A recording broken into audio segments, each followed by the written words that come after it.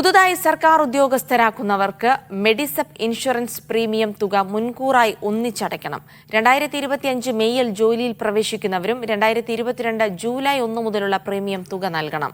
മെഡിസെപ്പുമായി ബന്ധപ്പെട്ട ധനകാര്യ വകുപ്പ് ഇറക്കിയ പുതിയ ഉത്തരവിൽ ഉദ്യോഗസ്ഥർക്ക് പ്രതിഷേധമുണ്ട്. അവയവമാറ്റ ശസ്ത്രക്രിയ ഉൾപ്പെടെയുള്ളവർക്ക് ഇൻഷുറൻസ് ലഭിക്കില്ല.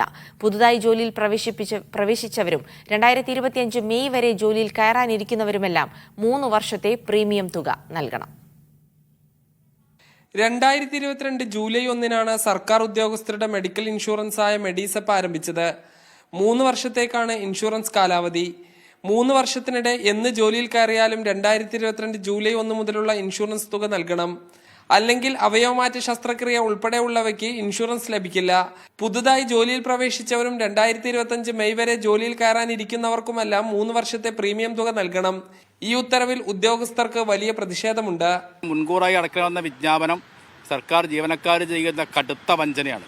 ഒരു ജീവനക്കാരനും അടയ്ക്കാൻ കഴിയില്ല. ജീവനക്കാർ PSC എഴുതുന്നതിന് മുമ്പ്, അവർ റാങ്ക് ലിസ്റ്റിൽ വരുന്നതിന് മുമ്പുള്ള ഈ മെഡിസെപ്പിന്റെ വീതം അവരെങ്ങനെയാണ് അടക്കിയത്? ഇത് കടുത്ത അനീതിയാണ്. ഇത് ശക്തമായ പ്രതിഷേധം രേഖപ്പെടുത്തുന്നത്. ശൂന്യവേതനാവധിയിലുള്ള ജീവനക്കാർ ജോലിയിൽ പ്രവേശിച്ചാൽ കുടിശ്ശിക നൽകണം.